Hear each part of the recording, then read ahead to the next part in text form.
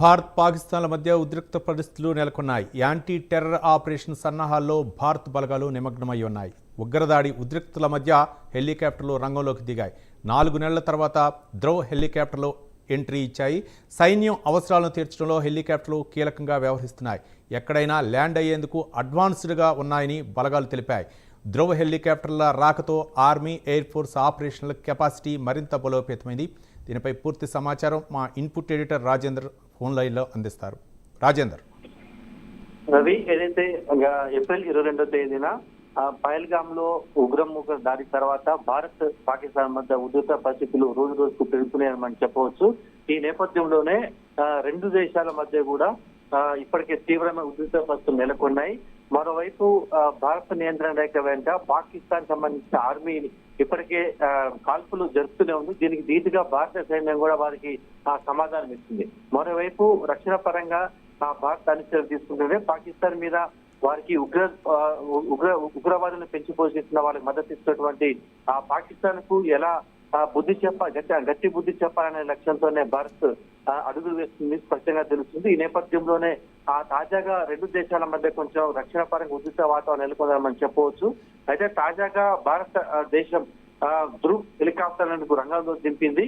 దీనికి anti terror operation సన్నాహాలో Bharat ఇప్పటికే నిమగ్నమైన నేపథ్యంలో అన్ని రకాలుగా పాకిస్తాన్ కు చుక్కలు చూపారని చెప్పేసి లక్ష్యంతోనే అడుగులు వేస్తుంది. ఇప్పటికే విక్రాంత్ నౌకని కూడా అరేబియా సముద్రంలో పశ్చిమ వైపు ల్యాండ్ చేసిన విషయం అందరికీ తెలిసింది. మరోవైపు యూపీలోని గంగా ఎక్స్ప్రెస్ హైవే వే పైన ఇప్పటికే విన్యాసాలు యుద్ధ విమానాల విన్యాసాలు కూడా ఇప్పటికే చేస్తున్నాయి.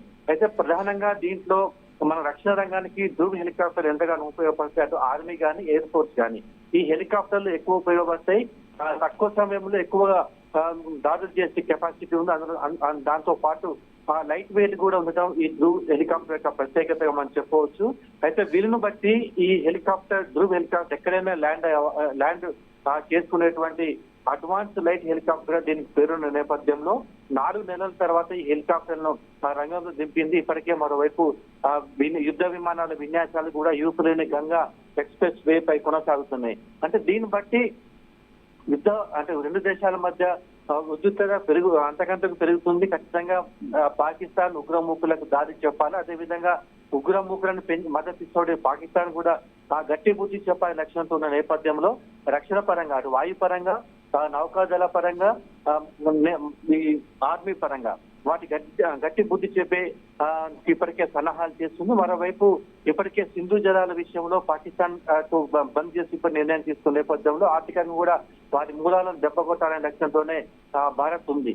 అయితే ఈ నేపథ్యంలోనే ఈ ధ్రువ్ హెలికాప్టర్ రంగంలో దింపడం, మరోవైపు యూపీలో గంగా ఎక్స్ప్రెస్ వే పై యుద్ధ విమానాల విన్యాస నేపథ్యంలో ఎప్పుడైనా పాకిస్తాన్ మీద దాడి జరగొచ్చన్న అంచనాల్లో పాకిస్తాన్ ఉన్న నేపథ్యంలో రెండు దేశాల మధ్య ఉద్రిక్తమైన వాతావరణం నెలకొందని చెప్పవచ్చు.